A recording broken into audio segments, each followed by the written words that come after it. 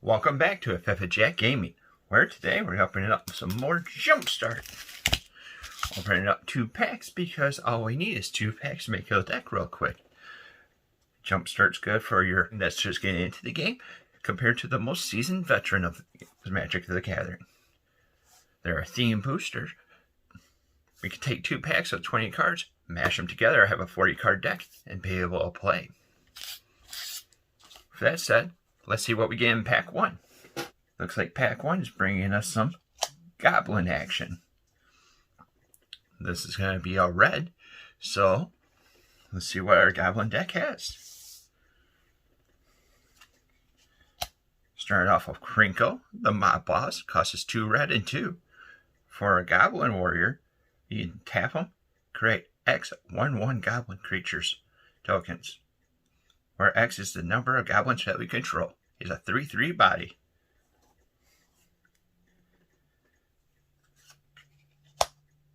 Goblin Commando costs 4 and a red. For a goblin, when Goblin Commando enters the battlefield, it deals 2 damage to a target creature. It's a 4/4. It's a 2/2 body. We got a little bit of Goblin Lore. Costs 1 and a red for a sorcery. You get to draw 4 cards and then discard 3 cards at random.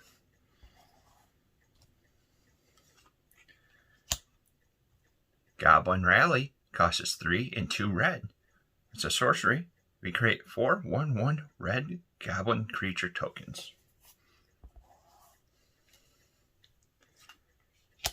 Makeshift Munitions costs 1 and a red. It's an enchantment. You pay 1, sacrifice an artifact or a creature. Makeshift Munitions does 1 damage to any target.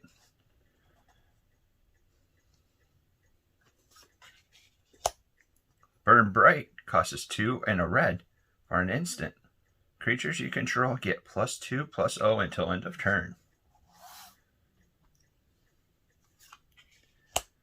Goblin Arsonist costs 1 red. It's a Goblin Shaman. Whenever it dies, we get to do 1 damage to any target. It has a 1/1 body. Boggart Brute costs 2 and a red. For a Goblin Warrior, has Menace, which means this creature can only be blocked by 2 or more creatures. It's a 3/2 body.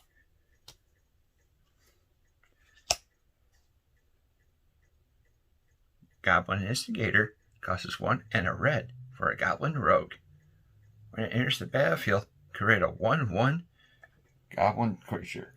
It has a 1/1 body. Goblin Shortcutter costs 1 and a red. For a Goblin Scout, when Goblin Shortcutter enters the battlefield, target creature can't block this turn. It has a 2/1 body.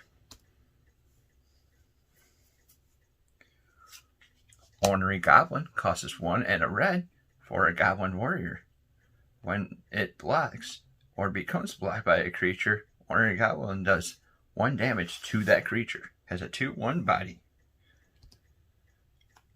Looks like we're a little bit outnumbered, which costs a red. For an instant, outnumbered deals damage to a target creature equal to the number of creatures you control. Thriving Bluff comes into play tapped, and then as it comes into play, we choose a color.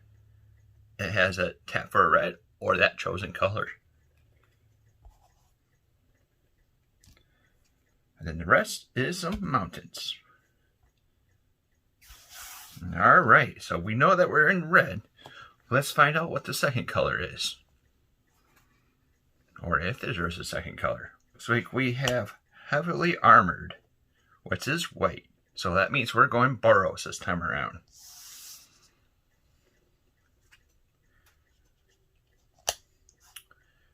Duelist Heritage costs 2 and a white. For an enchantment, whenever 1 or more creature attacks, you may have a target attacking creature gain double strike until end of turn. High Sentinels of Arasan costs 3 and a white. For a Burr Soldier, they end up getting a +1/+1 for each other creature you control with a +1 counter on it. Pay 3 and a white. Put a +1/+1 counter on a target creature. Tempered Veteran costs us 1 and a white for a human knight. You can pay 1, tap it, put a +1/+1 counter on a target creature with a +1/+1 counter. Or we could pay 4 and 2 white, tap it, put a +1/+1 counter on a target creature. Has a 1/2 body.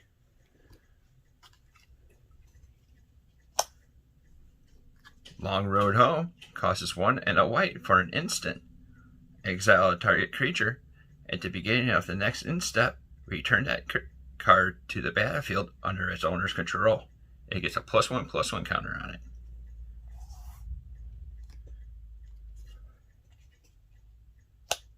Siege Striker costs us 2 and a white for a human soldier. It has double strike. When Siege Striker attacks, you may tap any number of untapped creatures you control.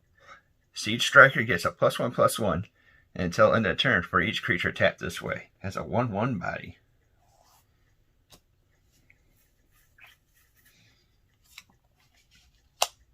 Supply Runners cost us 4 and 1 for a dog.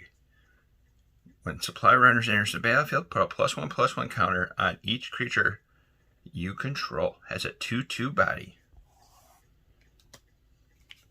We have a Swift Response that costs us 1 and a white. Destroy a target tapped creature.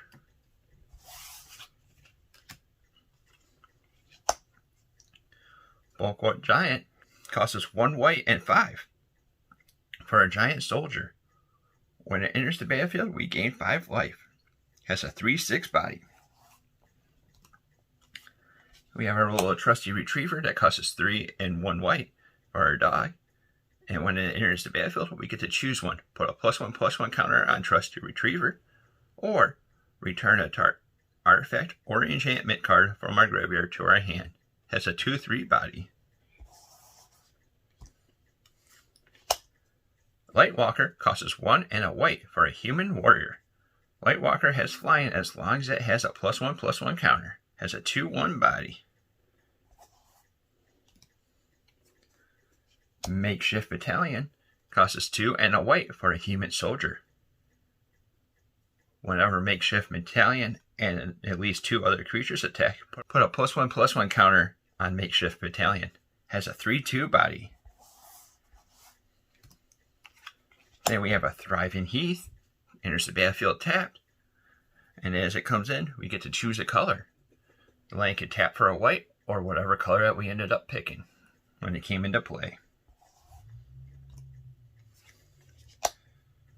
Barceros Acolyte costs us 2 and 2 white for a cat cleric who has lifelink.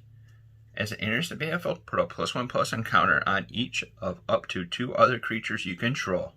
It's a 2/3 body. Then the rest is some planes. It's like, alright, looks like our Boros deck is going to be heavily armored and goblins. What did you think about it? Put it down in the comments below. If you're liking the content that we're putting out, like, subscribe, and hit that little bell icon to be notified about any of our future projects.